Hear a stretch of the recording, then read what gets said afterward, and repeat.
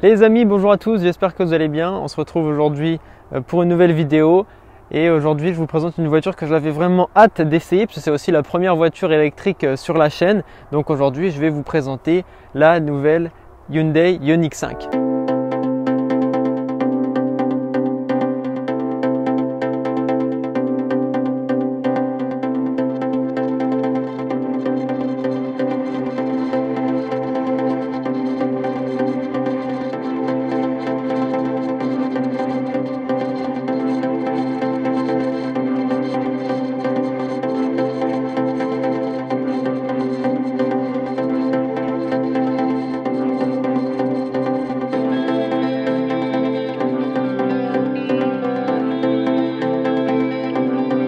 C'est vrai qu'au premier abord, la Ioniq 5, quand on la regarde comme ça, on dirait vraiment que c'est un concept car sur roue. On dirait que vraiment Hyundai a juste fait le dessin, hop, on a mis en production et ensuite la voiture est sortie. Ça change vraiment même des autres voitures électriques. C'est vraiment très particulier comme design. On va faire un peu le tour de la voiture et tout ça. Mais je trouve quand même qu'elle a des faux airs. Si on regarde bien, dites-moi dans les commentaires. Moi, je trouve qu'elle a un peu des faux airs de Lancia Delta ou d'Alfa Romeo RZ ou SZ. Et je trouve que notamment avec les phares et le bouclier avant, je trouve ça assez marrant de s'inspirer un peu voilà, des voitures anciennes comme ça. Donc pour commencer la présentation extérieure, c'est une voiture qui est quand même assez imposante. Je vais vous parler des dimensions après. Mais déjà, voilà, on a les phares ici. Alors on a une version créative aujourd'hui. Normalement ici, avec une version supérieure qui est l'exécutive, vous pouvez avoir tout un bandeau lumineux qui s'allume. Bon là c'est de l'aluminium brossé, mais c'est tout aussi joli. Un énorme logo Hyundai. Une grande barre ici noire au milieu. On a les phares voilà, vraiment carrés. Je vous mettrai bien sûr les petits plans avec les LED, c'est super joli et tout le monde un peu nous regarde sur la route parce que c'est vrai que ça fait un peu ovni cette voiture. Après voilà, le bouclier il est super simple, épuré, c'est de l'électrique, c'est tranquille. On a les petites trappes ici qui s'ouvrent quand vous démarrez la voiture pour refroidir le moteur. Après voilà, pour le reste, c'est simple, c'est efficace. Donc ce que Hyundai a eu la bonne idée de faire sur le Ioniq 5, c'est que vu que c'est une voiture électrique, forcément on a la possibilité, même s'il y a quelques petits éléments par-ci par-là, d'avoir une grande boîte où vous pouvez mettre dedans. Donc ça, merci Hyundai, parce que c'est quand même assez intéressant, où vous pouvez mettre tous vos câbles de rechargement, même d'autres trucs à la rigueur, parce que je pense que c'est intéressant quand on part en vacances par exemple, ou quand on a des courses dans le coffre, vu que les câbles sont en dessous, si vous devez tout sortir du coffre pour prendre vos câbles de rechargement, c'est vraiment pas top. Donc ça, au moins, voilà, on prend directement. À savoir que là, c'est un petit peu plus profond parce qu'on a une version créative. Quand il y a une version aussi 4 roues motrices, et là, le bac arrive à peu près ici, mais voilà, on peut toujours ranger à peu près tout. Donc merci Hyundai pour ce petit rangement.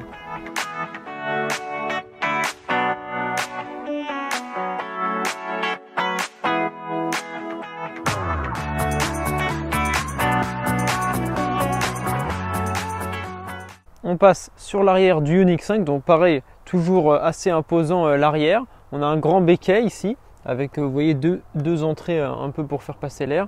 Là vous avez le feu stop, inscription Ioniq 5 en blanc avec un grand bandeau ici.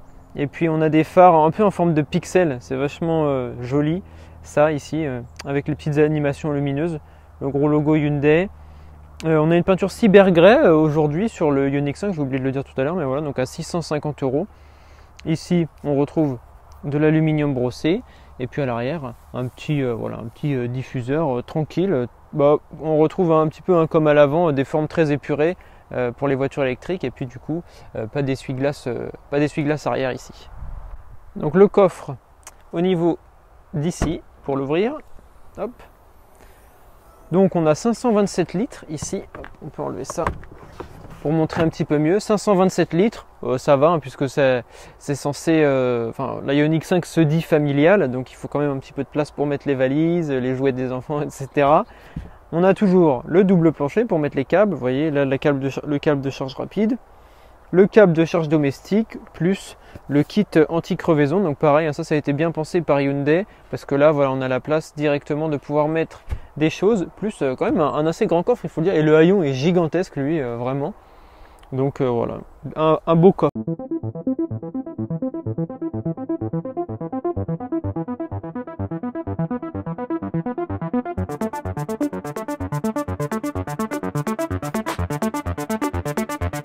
Donc la Ioniq 5 qu'on a aujourd'hui, elle a des jantes 19 pouces. Je les trouve assez jolies. Il y a dispo aussi, il y a d'autres jantes disponibles aussi sur d'autres finitions. Après au niveau des portes, bien sûr pour gagner en aérodynamisme, hein, les poignées elles sont rentrées directement dedans. Donc si on ouvre la voiture, on a accès directement à l'intérieur. Comme quand on referme, là au niveau des pare-chocs il y a des petits stries, c'est pareil, c'est assez sympa comme détail. Et la voiture dans la globalité a des formes assez atypiques. Il y a l'antenne requin juste là. Mais c'est vrai que même les flancs, finalement, enfin toute la voiture a des formes assez atypiques, il faut aimer, mais moi je trouve ça sympa.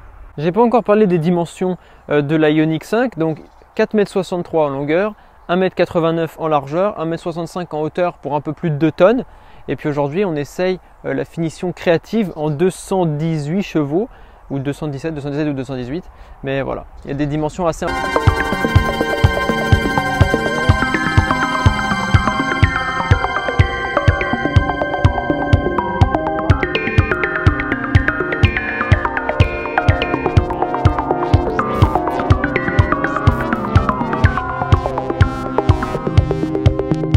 Donc le point fort, je trouve, de la Ioniq intérieurement, c'est qu'il y a vraiment beaucoup d'espace. Vous voyez, même les portes sont très grandes. Alors justement, en parlant des portes, au niveau de la composition, on retrouve du plastique ici. On a des rangements en bas, les enceintes ici, la petite poignée, ça change aussi, c'est assez original. Et puis les seuils de porte siglés Ioniq 5. Donc, juste ce que je voulais préciser sur la porte, c'est que vous voyez ici, en fait, il n'y a pas juste une partie de la poignée, c'est vraiment creusé, là, tout ici derrière. Donc vous pouvez la fermer ici entièrement directement, comme ça. Les sièges là sur notre version créative aujourd'hui, c'est mi-tissu, mi-cuir, sont assez jolis et vous voyez l'espace. Donc le siège devant, il faut quand même bien voir qu'il est réglé pour une personne comme moi. Donc il y a énormément d'espace, il n'y a pas de tunnel central, donc pareil on peut se mettre tranquille, à l'aise. On a 2 ports USB, du rangement ici, la climatisation, le petit filet et puis voilà, on est bien toujours dans cette position un petit peu confortable, mais vraiment le gros point fort c'est l'espace et puis pas de tunnel central, donc là forcément c'est top. Et pour terminer, ici le petit accoudoir avec le...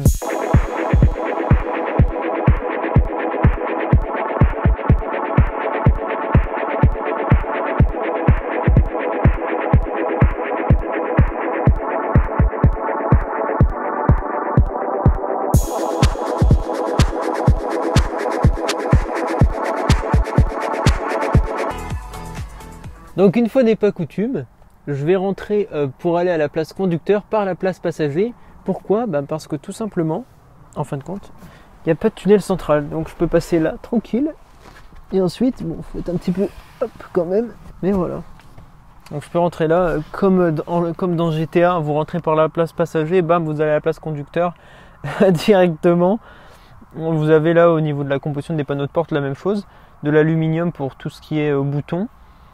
Et puis là, un petit peu de cuir, du plastique avec la petite poignée en alu, du rangement, toujours les enceintes et toujours ces sigles, ces seuils de porte siglés Ioniq 5. Mais voilà, le gros point fort, je trouve, encore une fois, c'est que ici, on n'a pas de tunnel central, donc on peut se balader et ça aère la voiture, je trouve, et on gagne en habitabilité.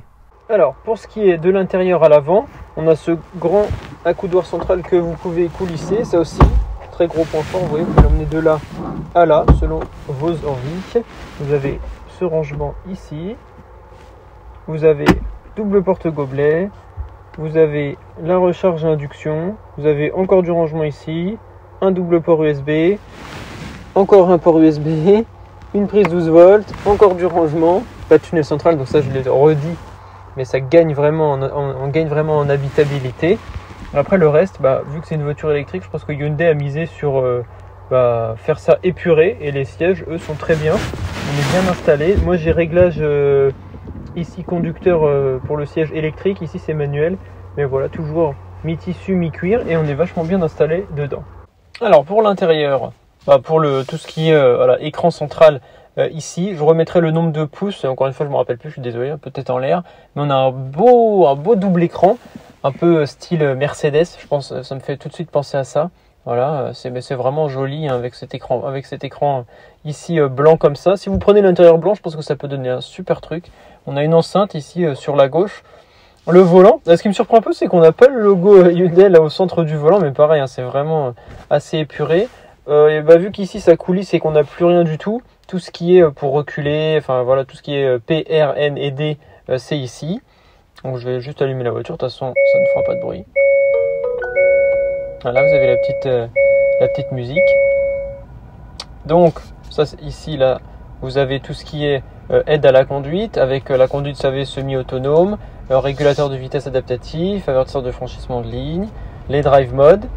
Voilà, donc c'est pas mal pour le premier cadran. Donc là on est en mode, on va pouvoir passer comme ça. Donc là on est en mode éco, vous voyez une animation différente, mode normal et le mode sport. Après on va se remettre en comme ça. Là ici tout ce qui est téléphone au volant, les commodos, bah ça voilà, ça change pas bien sûr, mais je trouve que tout est bien placé et le volant lui est vraiment aussi joli avec le petit méplat en bas. Bon, la conduite est super souple, hein, ça de toute façon on le verra tout à l'heure. Là à gauche vous retrouvez le auto hold et le frein de parking, et puis là au centre bien sûr vous avez les deux écrans. Donc on peut commencer par celui-là. Tiens, bon là vous avez tout ce qui est climatisation bien sûr, avec quelques petits raccourcis en alu. Et puis après là voilà, vous avez hop tout ce qui est map comme d'habitude, tout ce qui est Blue Link, projection du téléphone avec l'Apple CarPlay. Vous avez ça qui est assez sympa aussi, vous avez une partie de la carte, combien il vous reste de pourcents de batterie avec votre autonomie, la radio, la météo. Donc si on va sur le EV mode qui nous intéresse particulièrement aujourd'hui, vous pouvez programmer votre charge. Vous avez voilà tout ce qui est au niveau de l'autonomie. On va là la borne ici la plus proche. Hop.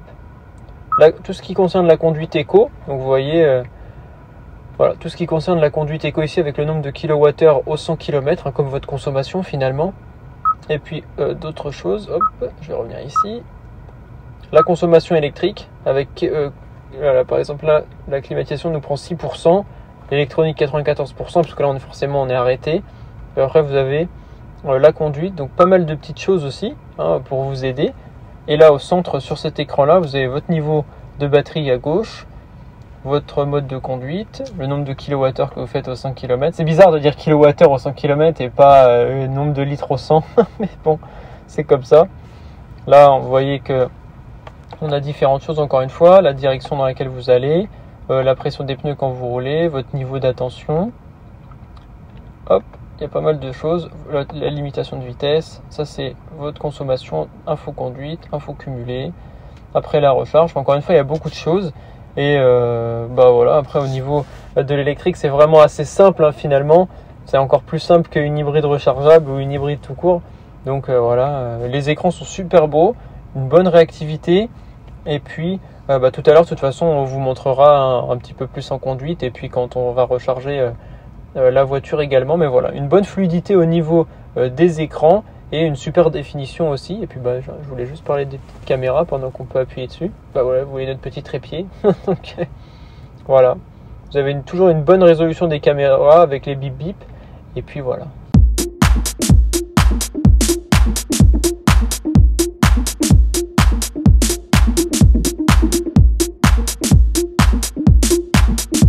On commence du coup la conduite de cette Ioniq 5. Donc on a 218 chevaux électriques. Donc là dès le départ vous voyez qu'on a le système de iPedal, je dirais, la pédale intelligente, qui fait qu'en fait dès que vous relâchez l'accélérateur, la voiture va freiner toute seule, vous savez, avec l'inertie. Donc ça c'est assez intéressant, ça vous permet toujours de recharger la voiture en freinant. Ensuite au niveau de la puissance, c'est très, au niveau déjà, sans parler de puissance, la voiture c'est super bien, au niveau conduite, le confort de conduite, faut pas mentir, c'est exceptionnel. Tout à l'heure on était dans une rue, c'était défoncé, on a l'impression d'être sur un coussin, c'est vraiment top. Donc ça c'est vraiment agréable. J'ai juste enlevé le maintien d'aide dans la voie, parce qu'avec les lignes pas très tracées, c'est pas là, voilà. Donc après au niveau de la puissance, c'est vrai que c'est assez incroyable comme puissance. Regardez, là je suis en sport, je vais faire un petit dépassement. Vous voyez, on a directement la puissance de disponible. Franchement l'électrique, je dirais que pour certains trucs c'est encore pire que le thermique. Au niveau des excès de vitesse, je pense que c'est pire. Donc c'est bien. Après voilà, la voiture fait un peu plus de 2 tonnes effectivement avec les batteries et tout, donc c'est assez lourd. Mais même en mode normal d'ailleurs, vous avez ça part tout de suite. Tout à l'heure, on testera peut-être quelques petites accélérations. Vous avez déjà eu là une petite illustration. On est parti ce matin, on avait 90% de batterie, on a utilisé 8% et on a fait 40 km, sachant que bon, on a laissé la voiture tourner un peu pour les plans, etc. La voiture nous dit encore 311 km. Elle est annoncée pour à peu près 450 km d'autonomie par Hyundai, ce qui est vraiment correct, honnêtement.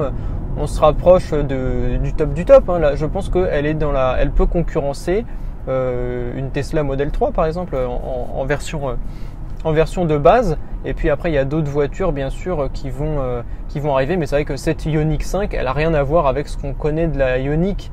Je mettrai la photo d'une ancienne Ioniq. Honnêtement, ça n'a rien à voir avec ça.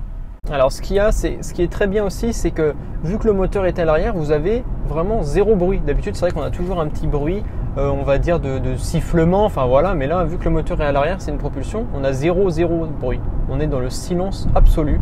En ville, c'est super agréable. Et puis après, au niveau même du confort de conduite, je trouve la voiture vachement, c'est linéaire, c'est électrique quoi, c'est fluide.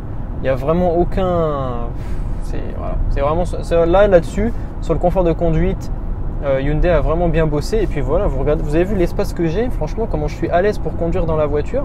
C'est vrai que dans la version exécutive, on a un toit ouvrant, etc. On peut avoir aussi une option toit en panneau solaire pour recharger un peu la voiture, qui peut être bien d'ailleurs dans les régions du sud. Bon, la région parisienne, ça dépend des moments. Mais c'est vrai que c'est le top du top. Et tout à l'heure, on verra même sur l'autoroute, il y a comme une option en fait où quand vous mettez votre clignotant, la voiture va vous aider à doubler. Elle ne double pas toute seule, mais elle va vous aider. Bon, je vous montrerai ça tout à l'heure. Et donc voilà, confort de conduite superbe. Le terrain vraiment de prédilection, on va dire, des voitures électriques, en général, c'est les petites nationales, les petites départementales et surtout la ville. En ville, voilà, vous allez perdre vraiment quasiment rien parce que c'est que du on va dire première, deuxième, un peu classique et puis freiner à chaque fois. Donc c'est vrai que là-dessus, gros point positif. On verra tout à l'heure que sur l'autoroute, ça se complique un petit peu, à l'inverse des thermiques, mais pour celle-là, franchement, malgré les dimensions que je vous ai dit tout à l'heure, parce qu'elle est quand même assez imposante, malgré les dimensions, ça se conduit super bien. Franchement, mais avec la direction qui est hyper fluide, etc., ça se conduit vraiment très bien en ville. On passe par des petites routes depuis tout à l'heure. Alors, ce qu'il faut dire aussi, c'est qu'on passe pas inaperçu. Comme je vous disais, c'est un peu un concept car. Alors vous êtes dans une Ioniq, tout le monde vous regarde. Pire que si vous aviez une Aventador, je vous jure. C'est sûr, depuis tout à l'heure, les gens ils se demandent. On a l'impression qu'on est avec un ovni. C'est assez drôle quoi. Donc c'est vrai que les formes sont assez pas classiques par rapport à d'habitude. Bon, là vous voyez qu'il a fallu quand même ralentir un peu parce qu'il y en a qui roulent pas très bien. Mais bon, non, sinon voilà, on va dire qu'on se fait remarquer. À basse vitesse aussi, il faut savoir que la voiture émet un petit bruit pour les piétons parce que comme vous le savez, là en plus on est en ville directement, donc très difficile de se faire entendre en 100% électrique. Donc à basse vitesse, on a comme un petit sifflement, je dirais. Voilà. Puis après en marche arrière, on a toujours ce petit bip bip un peu style camion pour avertir les gens qu'on recule parce que assez difficile de se faire entendre en électrique. Ça c'est le seul inconvénient que ça génère au niveau du bruit. C'est vrai que c'est silencieux, mais trop silencieux parfois. Alors les amis, on est arrivé à notre station Ionity. Bon aujourd'hui visiblement on est tout seul. Pour l'essai je voulais vous montrer un petit peu combien ça va nous coûter et puis combien de temps ça va nous prendre surtout de recharger. Donc je vais garer la voiture bien évidemment. Bon, il faut savoir que le réseau Ionity il prend de plus en plus, désolé pour le bruit du volant, le réseau Ionity il prend de plus en plus d'ampleur en Europe et on va dire en France. D'ailleurs c'est marqué que ça a été cofinancé par l'Europe il me semble, de ce que je vois sur les bornes Ionity. Donc on va voir un petit peu, et là on est sur une station Shell, on va voir un petit peu combien ça nous coûte en temps et en argent. Vous voyez au passage la belle définition de la caméra pour se garer et éviter ce petit poteau. Et aussi, attendez, juste parking activé, pour information, donc on est parti ce matin avec 90%, on est à 68, on a fait, vous voyez, à peu près 100 km et il nous reste 248 km d'autonomie, mais bon, pour l'essai, je voulais quand même marquer le coup et puis vous faire le petit essai de combien ça nous coûte en temps et en argent. Donc c'est parti, on y va en recharge. Alors du coup, je me suis mis là ici sur la borne Ionity. Donc au préalable, bien sûr, il faut que la voiture soit fermée. Voilà. Ensuite, vous ouvrez la petite trappe. Nous, on peut le faire à distance avec la Ioniq 5 directement. Donc on est sur du combo CCS qui va nous permettre de recharger beaucoup plus rapidement la voiture. Et puis après, je vous ai enregistré mon écran, je vous mettrai les principaux trucs intéressants, on va dire. Donc ensuite, tout simplement, il n'y a plus qu'à suivre les indications de la borne. Bon, désolé par avance pour le bruit, parce qu'il y a pas mal de bruit ambiant avec l'autoroute, etc. Donc il me dit, bienvenue connecter, raccorder le connecteur à votre véhicule. Donc c'est ce que je fais.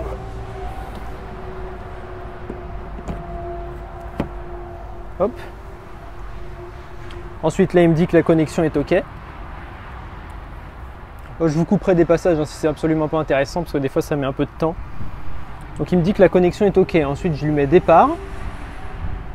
Et là, il me dit utiliser l'application. Bon, moi, je vais faire directement avec l'appli, effectivement. Donc, la 3 apparemment est indisponible ici, mais la 6 est disponible. Donc, c'est sur laquelle on est. Donc, il me dit commencer le chargement pour 79 centimes par minute. Donc, j'appuie. Je confirme. Prêt à commencer la recharge, fait oui. Ensuite, bien sûr, l'étape qui fait mal comme à la station-service, c'est de prendre sa petite carte bleue et de payer, bien sûr. Ensuite, on attend, hein, c'est toujours une procédure.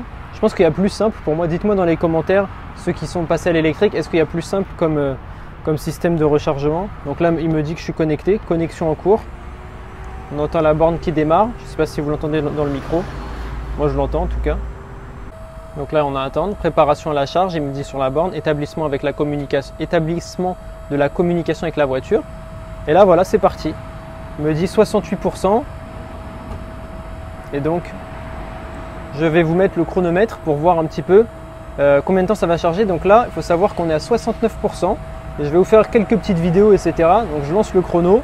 Attention, on est à 69%. Et donc, si je trouve le chronomètre, bien sûr, voilà, il est là.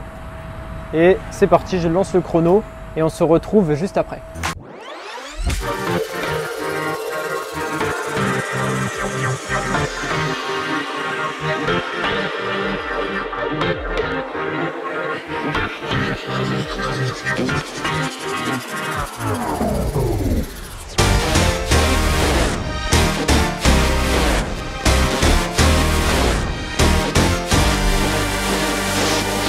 Bon du coup là vous voyez, depuis tout à l'heure, donc si je dis pas de bêtises, on a fait, vous voyez ça fait 15 minutes qu'on y est et encore on a discuté et on n'était pas du tout à 20%, on était à 70% et là on est à 90% et je vais vous prendre la photo.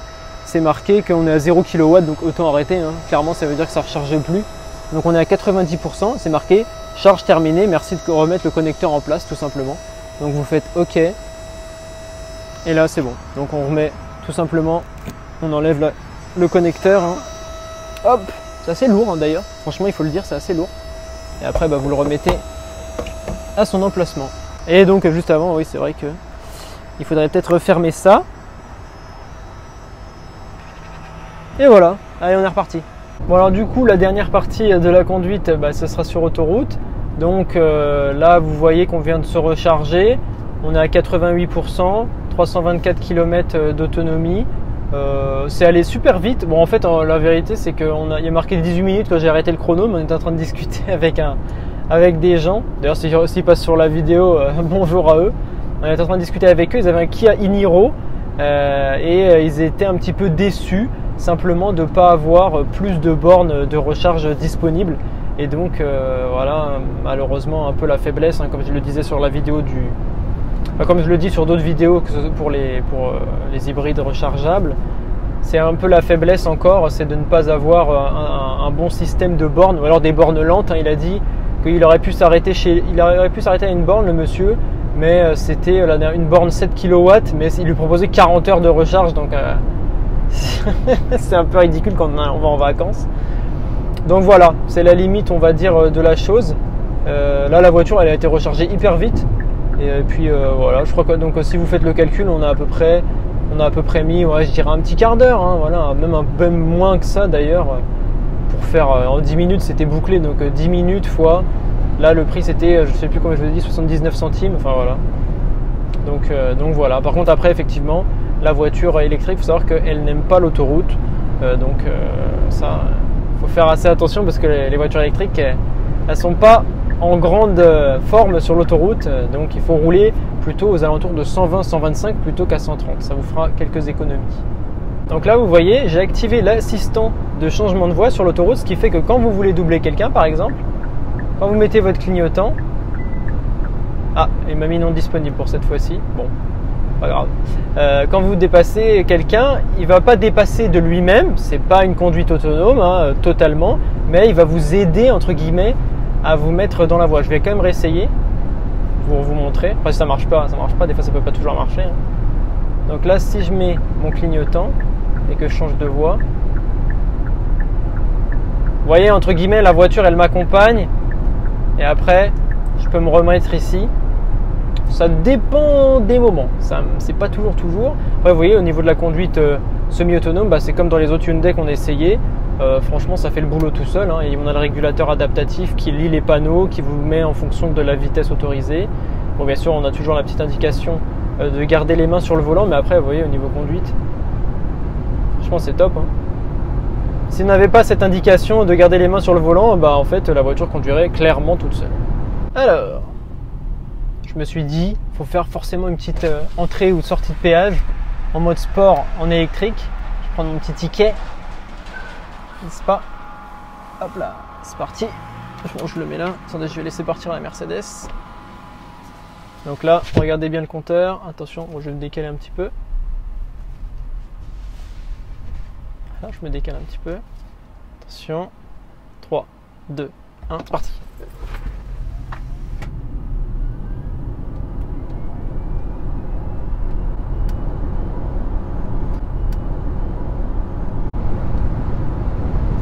Vous avez vu la puissance que ça met? C'est incroyable. Et pourtant la voiture fait plus de 2 tonnes, donc c'est ouf. Vous avez vu la patate qu'on s'est pris, donc c'est pas mal, hein, je veux dire que là, c'était vraiment sympa. Alors, je me suis dit, là c'est bon, il m'a proposé de sélectionner l'assistant de changement de voie, donc je vais le mettre. Vous voyez, la voiture réaccélère et on va dire c'est presque elle qui change toute seule de voie. Voilà, on le voit à peu près. Hein. C'est plutôt sympa, je trouve que c'est une bonne aide encore une fois vers une conduite totalement autonome. Après le reste du temps, bah voilà, vous pouvez la laisser quasiment faire toute seule. Hein. Elle n'a pas besoin d'aide. Hormis le fait que vous mettiez les mains sur le volant. Bon, vous voyez par contre que notre autonomie sur autoroute à 130 km/h, elle descend drastiquement par rapport à quand on roule en normal. Hein. Vous voyez, on a combien de consommation? 26 kWh au 100 km, c'est quand même assez important. Au niveau du prix de la voiture, on est sur, si vous allez sur le configurateur Hyundai, 50 650 € en version créative, donc qui est une version 2/3, donc c'est au milieu, voilà. Voilà le prix de cette Ioniq 5 avec une bonne autonomie. J'ai beaucoup aimé l'expérience parce que c'était la première voiture électrique que je testais, c'était la première voiture électrique que je rechargeais. Voilà, donc j'avoue que vous allez voir la bonne version de la borne Ionity, mais il y a eu plusieurs échecs avant d'arriver à ça, mais c'était plutôt marrant. Donc voilà, un grand merci à Hyundai Cap Fournier de nous avoir prêté ce Ioniq 5. Franchement, ça donne envie d'acheter une voiture électrique. Hein. Je suis pas ni pro électrique ni pro thermique. Franchement, je suis ouvert à tout. Et je suis ouvert à tout niveau, enfin thermique, électrique, hybride rechargeable, etc. On a vu, de toute façon, on a fait déjà plusieurs essais, sur la chaîne là-dessus. Et bon, bah, je trouve que honnêtement, ça donne envie d'acheter cette Ioniq 5. Elle donne envie d'acheter une voiture électrique. Hein, voilà. Intérieurement, le confort et le confort de conduite, il est au top du top. Il faut se le dire. Elle est silencieuse. Elle a une bonne autonomie. Vous pouvez la recharger chez vous ou sur une Ionity ou sur voilà. Et puis après, bah voilà, c'est tout. Hein. Le multimédia est là, tout est là. Voilà. Dites-moi en commentaire. Peut-être qu'il y a des nouveaux possesseurs de Ioniq 5 dans les propriétaires de Hyundai. C'est vrai qu'il n'y en a pas encore beaucoup. J'en ai vu 0 sur les routes, à part celle qu'on essaye aujourd'hui. Mais voilà, dites-moi en commentaire peut-être quelle configuration vous avez prise.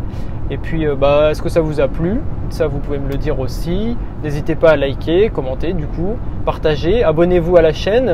Je fais ce premier essai électrique et ça appelle bien sûr d'autres voitures électriques à essayer sur la chaîne.